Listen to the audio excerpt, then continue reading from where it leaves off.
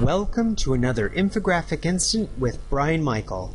In this episode, we're going to be asking whether shadow bankers act as loan sharks in emerging markets.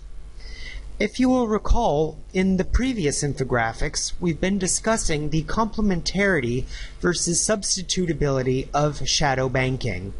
And what that basically means is whether shadow banking has helped companies obtain financing in collaboration with formal banks, or whether shadow banks have actually replaced formal financial arrangements.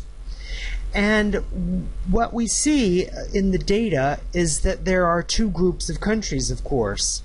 In one group of countries, shadow banking can be seen as part of a dysfunctional financial system where shadow bankers basically seek to profit in general for a financial system that is overregulated or inadequately allocates resources.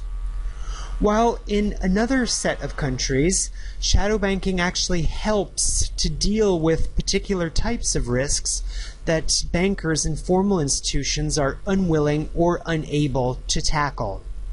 So let's turn our attention now to the infographic in order to see whether shadow banking plays this positive or negative role in various emerging markets. As we see from the infographic, there's basically two zones or two groups of countries. In one group of countries, we see a high correlation between increases in the extent of shadow banking and the proportion of non-performing loans in the traditional banking sector. Thus, as non-performing loans increase in places like Chile, Russia, and South Africa, we also see a concomitant increase in the amount of shadow banking that occurs in these economies. On the other hand, for another group of countries, we see that shadow banking actually decreases as banks' non-performing loan portfolios increase. So this is a negative correlation, and this suggests that as non-performing loans increase, that shadow banking is withdrawing to some extent. And we see this to the smallest extent in countries like Brazil and Saudi Arabia, and we see this to the largest extent in countries like India and Argentina.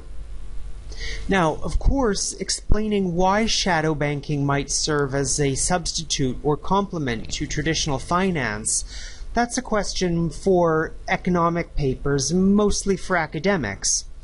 I think for the purposes of our policy brief, the main message is that knowing how shadow banking interacts with non-performing loans can better help shadow bankers target their portfolios. So to the extent that aspiring shadow bankers understand the way non-performing loans correlate with shadow banking, they can use this correlation in order to target customers irregardless of the underlying reasons for the correlations you see in front of you. This has been another infographic instant with Brian Michael.